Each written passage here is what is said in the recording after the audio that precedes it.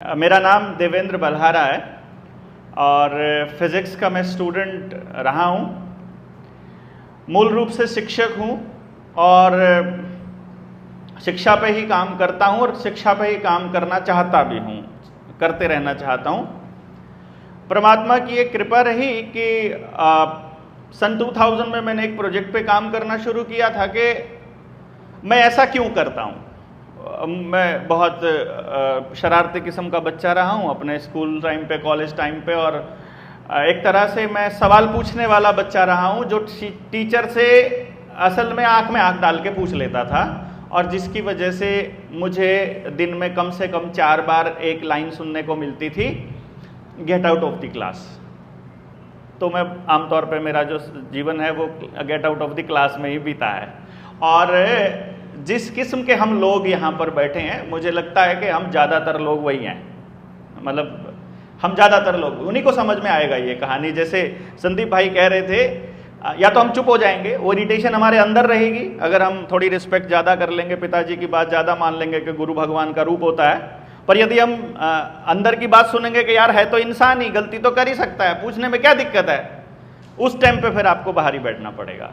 तो या तो फ्रस्ट्रेशन अपने अंदर रखिए या सामने वाले को पास ऑन कर दीजिए। हम सब लोग वही हैं, वही समझ सकते हैं इस व्यवस्था के पूरे खेल को। और एक चीज पे काम किया था कि मैं क्यों पिटना नहीं चाहता हूं, डांट खाना नहीं चाहता हूं, पढ़ना चाहता हूं, समाज में अपना एक स्थान चाहता हूं, पर फिर भी खा रहा हूं। क्या कारण है भाई?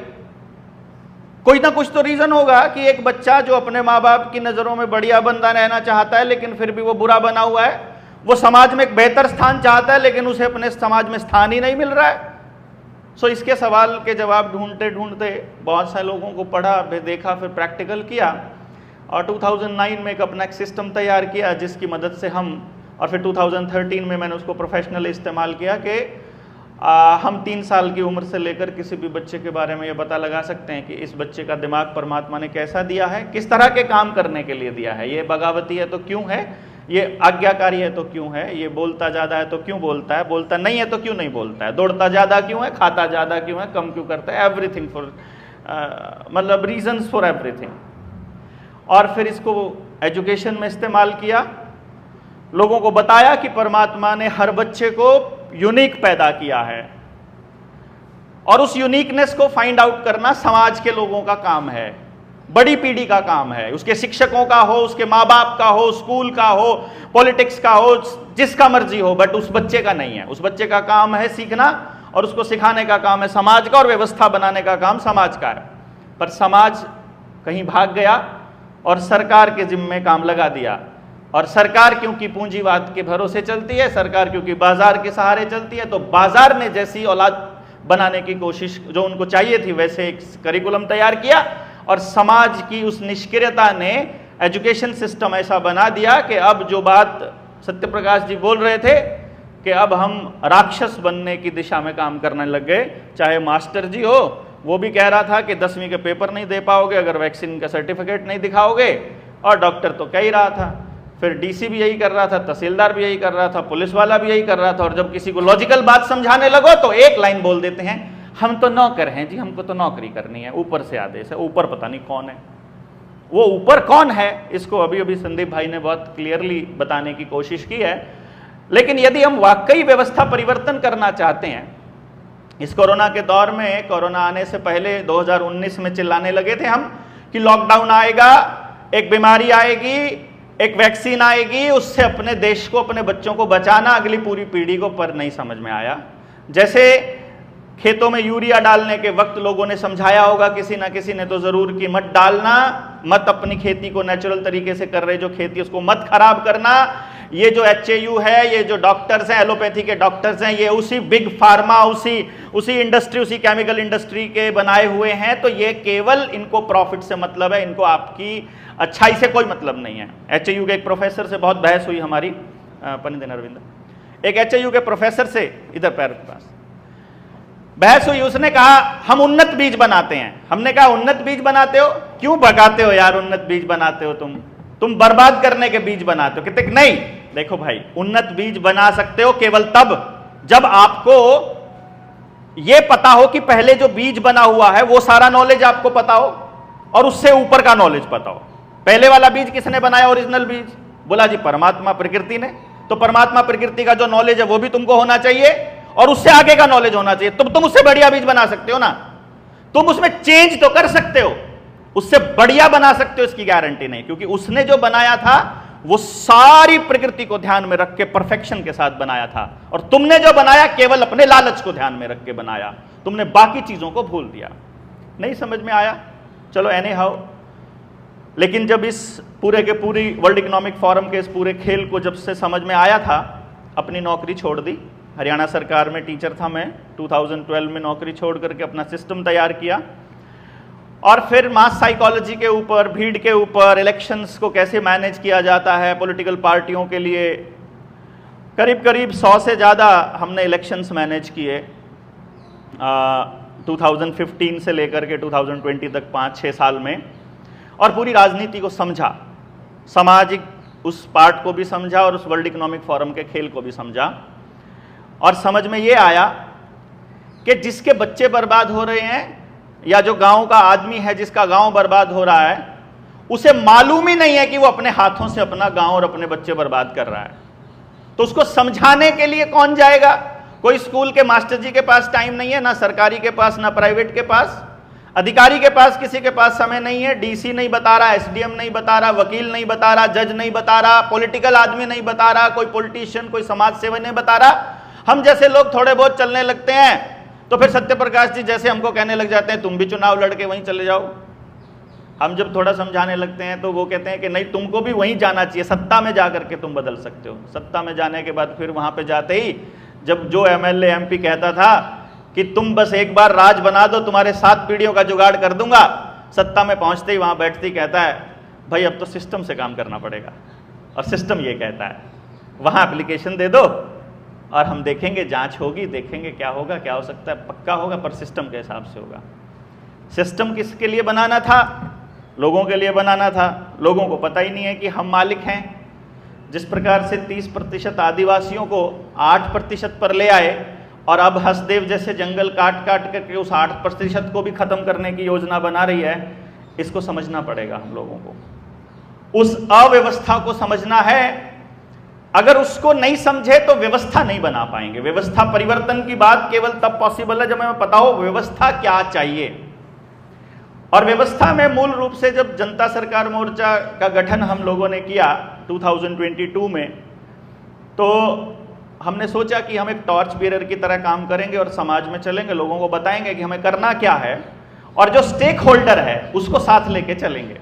और इस दिशा में काफ़ी बड़े और कामयाबी भी हासिल हुई। काफ़ी हद तक लोग जागे भी, अपने अधिकारों के लिए बोलने भी लगे, पर अभी बहुत काम बाकी है।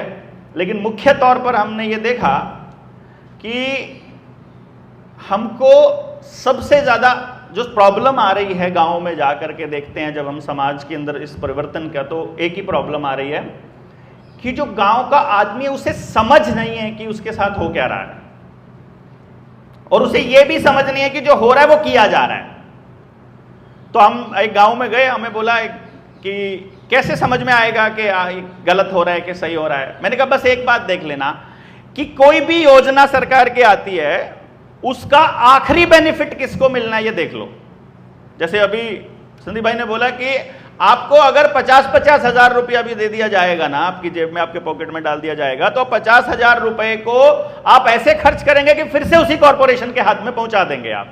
आपके आसपास ऐसी व्यवस्था बनाइए कि आप पैसा खर्च अप करके अपने गांव और अपने पड़ोस को मजबूत नहीं करोगे बल्कि कॉर्पोरेशन को मजबूत करोगे। तो उन्होंने आपके घर में ऐसी पाइपलाइन बिछा रखी है कि आप सुबह उठ के चाहे आप टूथपेस्ट हाथ में उठाओ, चाहे आप लेटरिंग करने के लिए उधर अपने बाथरूम में जाओ, अपने टॉयलेट में जाओ, या फिर वहां से निकलने के बाद आप मोटरसाइकिल की, कार की किक या सेल्फ मारो, या फिर उसके बाद अपने दफ्तर में जा करके आप एसी चलाओ, या आप फिर कपड़े जो पहनते हो, जूते जो पहनते हो, जो हम ये करते हैं, ये जितना इस्तेमाल हम कर रहे हैं, मोबाइल जेब में हाथ में उठा के चलते हैं, everything, every movement we are making expenses, और वो सारे एक्सपेंस जो है जा रहे हैं कहाँ पर, जो खर्चा है वो जा रहा है कहाँ पर, कॉरपोरेशंस के पास। तो हमने कहा कि इसको बचाने का कुछ रास्ता, अब ग्लोबलाइजेशन का दौर है, इंटरनेशनल रिलेशंस हैं, आप दुनिया से कट नहीं सकते। आप ये भी नहीं कह सकते कि आपको अपने गांव को ही रखना है, आपको अपना गांव भी बचाना है, अपना पड़ोस भी बचाना है, अपना समाज भी बचाना है, अपनी संस्कृति सबसे बड़ी बात बचानी है, और साथ में आपको अंतर्राष्ट्रीय ताकतों के साथ तालमेल भी रखना है। तो फिर क्या किया जाए?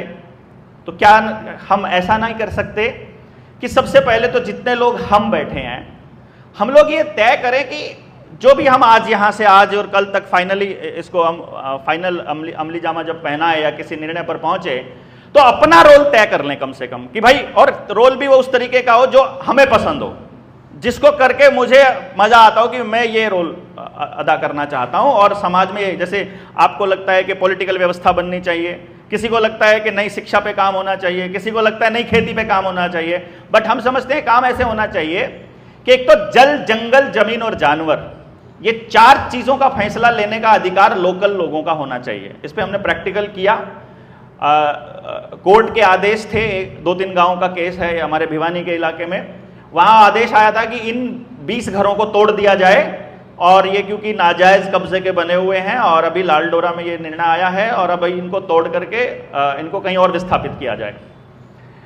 हम वहां पहुंचे, जनता सरकार मोर्चा की टीम वहां पहुंची, हमने गांव को इकट्ठा किया, गांव को बोला कि नहीं, ग्राम सभा की मीटिंग करते हैं। ग्राम सभा की मीटिंग के अंदर 90% लोगों के दस्तखत करवाए, और वहां पे आदेश पारित किया कि ग्राम सभा ने यह निर्णय लिया है कि ये लोग जहां रह रहे हैं, इनके पुरखों के टाइम से ये इनके मकान पर यहां पर कब्जा है, तो जहां पर रह रहे हैं प्राकृतिक नियम ये कहता है कि इनका कब्जा इन्हीं पर रहेगा और ये कहीं विस्थापित नहीं होंगे, और वो विस्थापित नहीं हुए, वो वहीं के वहीं रह रहे हैं। तो मतलब कोर्ट को हमने चुनौती दिया अपने जल, जंगल, जमीन, जानवर के उस फैसले को ग्राम सभा के थ्रू।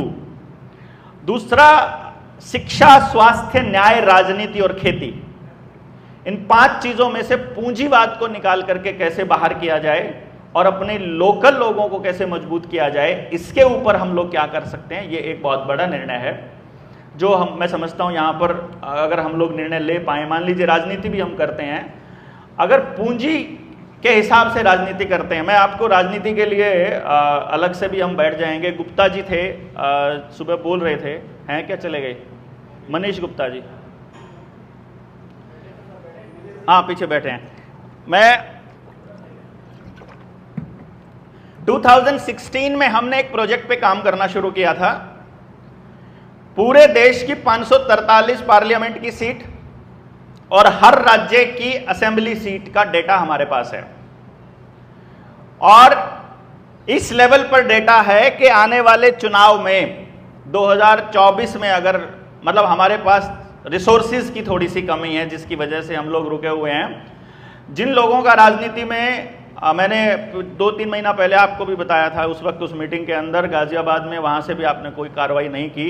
फिर मुझे लगा कि शायद कह रहे हैं, करना नहीं है, वरना आप हमें बुलाते, बिठाते, चर्चा करते, पूछते और देखते क्या रिसोर्सेज की ज़रूरत है। गारंटीड सरकार बन सकती है आज भी यदि हमारे पास रिसोर्सेज हैं तो।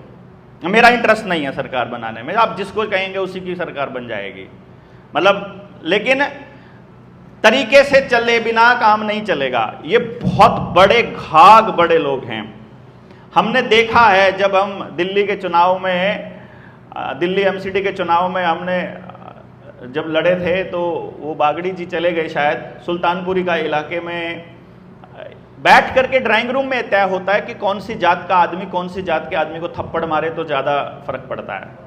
मतलब यहाँ तक थप्पड़ मारे, गाली दे, पत्थर फेंके, क्या करें कि जिससे कि इस तरह से मोल्ड हो जाए। ये मैंने एक छोटा सा एग्जाम्पल दिया है।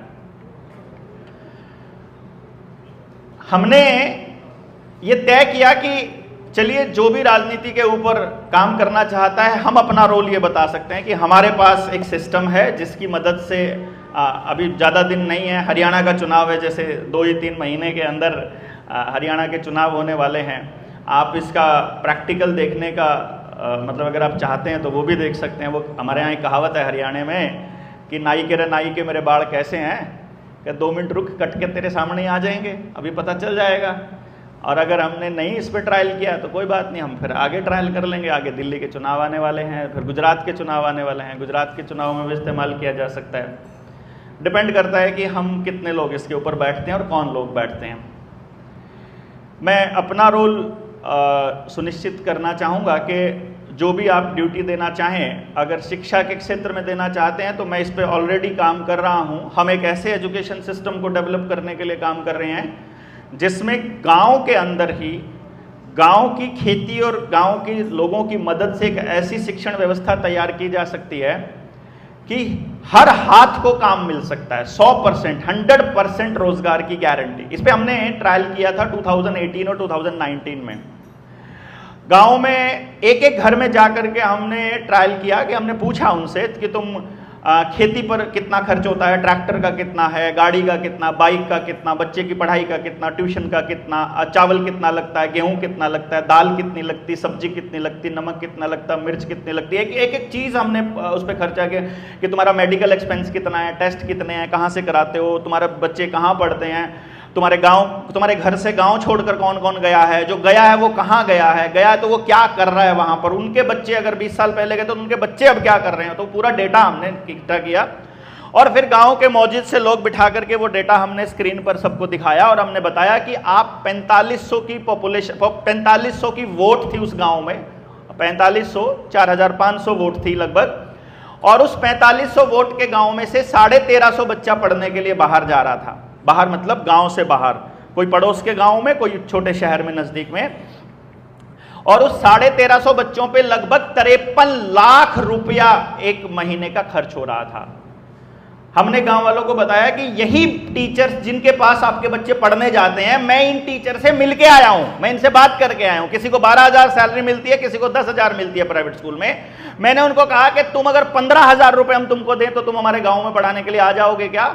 And they were ready for that. मैंने कहा अब तुम्हारा बच्चा पढ़ रहा है 40 बच्चों की एक क्लास में, अगर मैं 15 बच्चों की एक क्लास रखूं, एक टीचर 15 बच्चों पे रखता हूं और वही टीचर्स को मैं आपके गांव में अपॉइंट कर देता हूं और जितनी सैलरी वो वहां ले रहे हैं उससे 1.5 गुना सैलरी कर देता हूं, तो भी टोटल खर्चा 10 लाख से ऊपर नहीं होता है। 10 से 15 लाख रुपया मैक्सिमम खर्चा हो रहा है। उसके बाद 53 लाख में से बाकी का 43 लाख आपका बच गया। जो 40 लाख बचा उससे आप कुछ भी कर सकते हो। बच्चों का टैलेंट पता करने का हमारे पास तरीका है, टैलेंट हम पता करेंगे।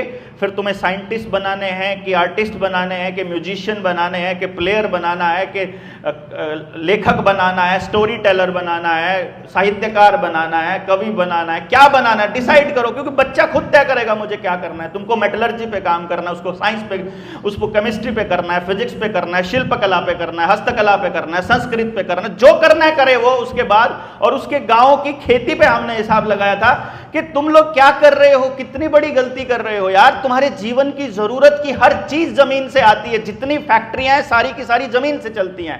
कपड़ा उद्योग कहां से चलता है? कपास से चलता है, कपास जमीन से निकलती है, जूता जमीन से निकलता है, आपका जितना सामान है, लोहा है, सोना है, जितना और तांबा जो भी है वो सब जमीन से ही तो निकलता है।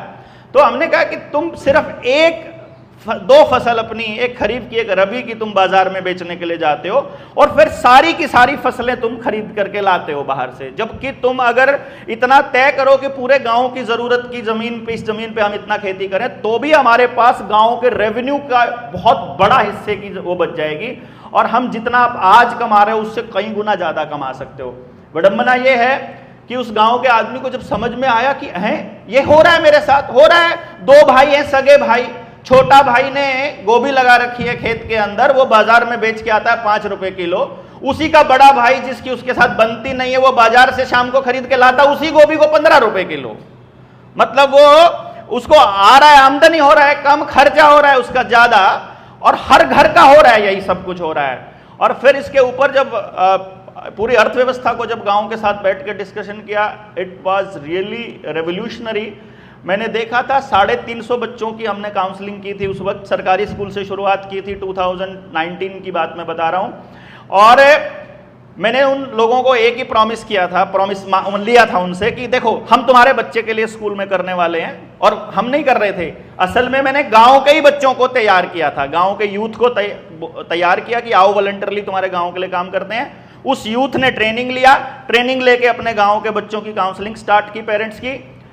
350 बच्चों के पेरेंट्स को हमने बिठा करके बताया कि देखो तुम्हारे बच्चे का दिमाग ऐसा है, ये करने के लिए बना है, हमें गांव में के स्कूल में ये अरेंजमेंट करना पड़ेगा, हम ये कर लेंगे, तुम बदले में क्या करोगे। बदले में हम क्या कर सकते हैं? बदले में तुमको अपना कुछ ना कुछ स्कूल को देना या गांव को देना पड़ेगा। तो तुम दिहाड़ी करते हो तो दिहाड़ी दे दो, तुम बिजली का काम करते हो तो स्कूल में बिजली का काम सिखाने की क्लासेस लगाया करेंगे, वो सिखाया करना। तुम कोई सुनार का काम करते हो तो तुम हमारे बच्चों को ये मतलब सोने का काम सिखाना है तुमने स्कूल में आकर के, हम कुछ बच्चों को तैयार करेंगे साइंस इस तरह की उस चीज़ों के लिए। और आप यकीन मानिए 350 बच्चों के माँ बाप ने अपनी अपनी 40-43 दिहाड़ियाँ अपनी लिखवा दी। 14,000 दिहाड़ी हमारे पास ऑन रिकॉर्ड आ गई और हमने उसका प्रैक्टिकल करके देखा क्या ये मतलब ट्रायल है या मतलब ये एक्चुअली हो सकता है कि नहीं। एक दीवार बनानी थी हमने गांव के उसी स्कूल की जो कि पिछले 5 साल से लटकी पड़ी हुई थी। हमने एक कॉल दिया पूरे गांव को कि भाई हमें दीवार बनानी है और हमारे पास पैसा नहीं है, सरकार पैसा दे नहीं रही है और गांव की मदद से बनेगी। जिसके घर चिनाई लगी हुई है कोई सीमेंट दे, कोई ईंट दे, कोई ट्रैक्टर दे, कोई दिहाड़ी दे, जिसके पास जिसने दिहाड़ी लिखवाई है आप आ जाइए और हम काम करते हैं। जिसके लिए मिस्त्रियों ने एस्टिमेट दिया था कि ये दीवार 5 या 6 दिन का काम है, 1 हफ्ता लगेगा। वो दीवार सुबह 7 बजे शुरू हुई थी और दोपहर के 2 बजे तक तैयार थी और हमारे पास 9 लाख रुपया इकट्ठा होकर बचा हुआ था। सारा काम होने के बाद 1 रुपया हमारा खर्च नहीं हुआ। तो अब हमने गांव वालों को ये प्रैक्टिकल दिखाया था कि देखो यार तुम्हारे अगर तुम साथ आते हो तो कुछ भी असंभव नहीं है, बशर्ते कि हमें सिस्टमेटिकली काम करना आता हो। और वो एक्सपेरिमेंट के बाद हम गांव के सेकंड लेवल में जब एंट्री किया तो वो थी 2 मार्च 2020 और अनफॉर्चुनेटली फिर 22 मार्च को लॉकडाउन लग गया 2020 में। ये ड्रामा चालू हुआ, फिर इस ड्रामे से लड़ने पे लग गए, फिर मास्क वाले मसले पर जेल चले गए, फिर जेल जैसे आने के बाद फिर हमने मोर्चा बनाया और फिर इस न्यू वर्ल्ड ऑर्डर के खिलाफ लड़ाई को बुलंद किया। और अब ये लड़ाई यहाँ तक पहुँची है कि आप जैसे योद्धाओं से मुलाकात करने का मौका मिला है जो अपनी ज़िंदगी में 30-30, 40-40 साल की लड़ाई लड़ते आ रहे हैं। तो आपके तजुर्बे से और युवाओं के साहस और हिम्मत से मैं ये उम्मीद करूँगा कि आप हमको बताएं कि वो समाज कैसे स्थापित करें जो हम भारत का समाज कह सकें। हमारे पास कुछ दस्तावेज हैं। संदीप भाई अगर आदिवासियों से मिलने गए हैं तो आदिवासियों का जो 6 शेड्यूल का जो पूरा प्रोग्राम है वो पता होगा आप लोगों को।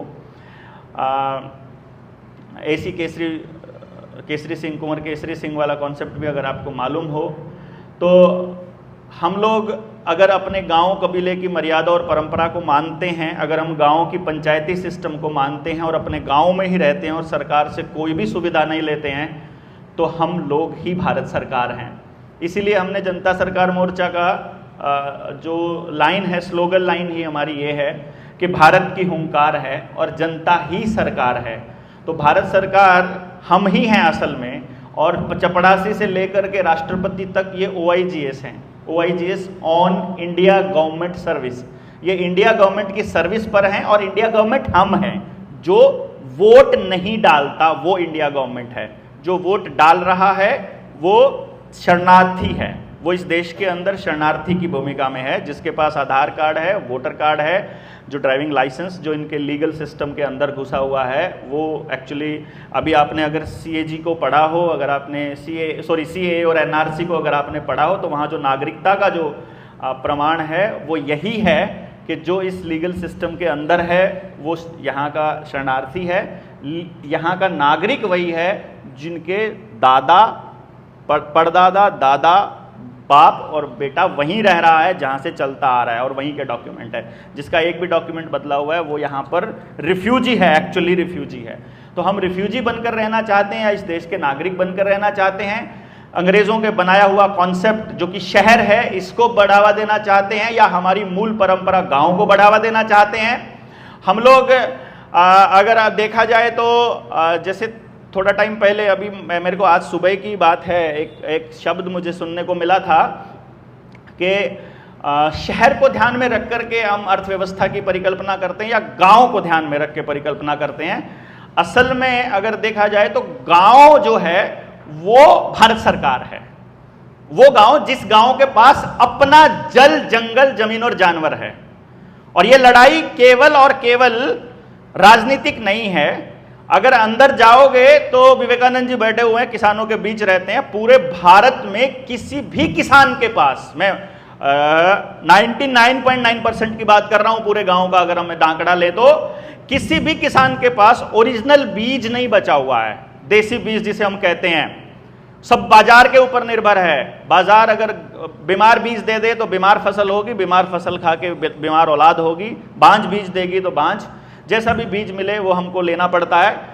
कोई भी डंगर हमारा, गाय हो, भैंस हो, बकरी हो, भेड़ हो, घोड़ा हो, कुत्ता हो, कोई भी नेचुरल तरीके से गर्भाधान नहीं हो रहा है, हमको कृत्रिम गर्भाधान करवाना पड़ रहा है, खासतौर पे पालतू जितने भी पशु हम लोग घरों में रखते हैं। तो बीज हमारे पास डंगरों का भी नहीं बचा है। और मैं आंकड़ा बताऊंगा तो आप हैरान हो जाएंगे, भारत सरकार का एक आंकड़ा आया था जिसमें यह कहा था कि 2025 तक भारत के 70% यूथ नपुंसक हो चुके होंगे। और मैं अपने करनाल का आंकड़ा बता रहा हूं, 2023 में करनाल में 1,38,000 बच्चे IVF से पैदा हुए हैं, अकेले करनाल का आंकड़ा है। यानी ये बीज बचाने की लड़ाई है। अगर मैं इसको लड़ाई को अगर कहूं, अगर हम लोग इसको समझें तो खेत का, डंगरों का, इंसान का पूरा बीज सर्वनाश पर है। और एक लाइन जो हमेशा से सुनता आया हूं मैं कि भारत कृषि प्रधान देश है, इससे हमको थोड़ा सा निकलना पड़ेगा। भारत कृषि प्रधान देश नहीं रहा, कभी भी नहीं रहा। भारत उत्पादन प्रधान देश रहा है, और इतना उत्पादन प्रधान देश रहा है कि अगर आंकड़ा उस दौर का लगाया जाए जब लूट चरम पर थी, तो 1860 में भी पूरी दुनिया के एक्सपोर्ट का 48% अकेला भारत करता होता था। पूरी दुनिया की GDP का अकेला 26% तक की GDP हमारी हुआ करती थी। यानी कि हमारे पास, हम दुनिया की वैसे ही सबसे बड़ी इकॉनमी हुआ करते थे। हमारा वेल्थ डिस्ट्रीब्यूशन तब हर घर तक था, और अब वेल्थ डिस्ट्रीब्यूशन 3-4 पोल्स तक आ गया है। वो घराने गिरे तो पूरा भारत गिरने में टाइम नहीं लगेगा। इस डिस्ट्रीब्यूशन को रीडिस्ट्रीब्यूट कैसे किया जाए, जल जंगल जमीन जानवर को कैसे बचाया जाए, लोगों को कर्जे से मुक्त कैसे करवाया जाए, इस नई व्यवस्था को कैसे बनाया जाए, ये हमको विचार करना है और अपना रोल तय करना है। तो लोगों से मिलने में, संपर्क करने में, उनको जोड़ने में, उनको इस शिक्षा के मॉडल पर काम करने में जनता सरकार मोर्चा से मैं अपना सर्वस्व जो है वो मतलब एक तरह से देता हूं समाज को। वो मैं दे ही रखा है। पिछले 2016 में मैं निकला था अपना इंस्टीट्यूट बंद करके। जब ये समझ में आया था, मैं 2015 में प्रधानमंत्री नरेंद्र मोदी से मिला था। मैंने उनसे बोला था कि जब उन्होंने PMKVY लॉन्च किया था कि प्रधानमंत्री कौशल विकास योजना लॉन्च तो कर दिया आपने, लेकिन कौशल तो पता कैसे नहीं है हमको, इनके बच्चों का क्या कौशल डेवलप करेंगे। और उसके बाद स्मृति ईरानी, फिर हमारे पार्लियामेंट के मेंबर, MLA, सरपंच, स्कूल के मास्टर, प्रिंसिपल, सबसे मिलकर के मुझे एक बात समझ में आई कि स्टेक होल्डर यानी जिनके बच्चे हैं उन्हीं को मालूम नहीं है कि उनके बच्चे बर्बाद हो रहे हैं। तो हमें जाकर के स्टेक होल्डर को बात बतानी होगी। तो 2016 से लेके आज तक 8 साल से केवल जागरण पे हम लोग लगे हुए हैं और लोगों को बता रहे हैं कि तुम इससे कैसे बच सकते हो, क्योंकि बच्चे आपके हैं, गांव आपका है, नाश आपका हो रहा है। इसको बचाने के लिए बाहर से कोई नहीं आएगा। किसी पॉलिटिकल पार्टी को, किसी को भी मतलब इतनी नहीं पड़ी है कि वो आपको बचाने आए। तो आपको ही इसके अंदर आगे आकर के काम करना पड़ेगा। हम लोग तो, जो हम लोग हैं, जितने भी मुट्ठी भर लोग यहाँ पर हैं, वो सारे लोग तो अपनी एक्सपर्टाइज दे सकते हैं। वो तो अपना जो उनके पास है स्पेशल वो बता सकते हैं। करना तो गांव के लोगों को ही पड़ेगा। और मैंने देखा जिस दिन हमने ये समझा दिया, परिवर्तन बस एक इशारे की देर पर होगा। और बस उसी तक करने तक, लोगों तक वो संदेश कैसे जाए, वो बात कैसे पहुंचे और लोग उसमें शामिल हो जाएं। जिस दिन शामिल हो गए, मुझे लगता है उसके बाद राजनीतिक परिवर्तन भी दूर नहीं, उसके बाद सामाजिक परिवर्तन भी दूर नहीं, क्रांति फिर ज़्यादा दिनों का खेल नहीं रहेगा। तो विचार की ये क्रांति यहाँ से निकले और हम सब लोग मिलकर के इस दिशा में काम करें, इसी उम्मीद में ज़्यादा ना कहते हुए अपनी बात यहीं ख़त्म करता हूँ। आप सबसे सहयोग की उम्मीद में कोई गलत बात निकली तो उसके लिए माफ़ी चाहूँगा। जय हिंद।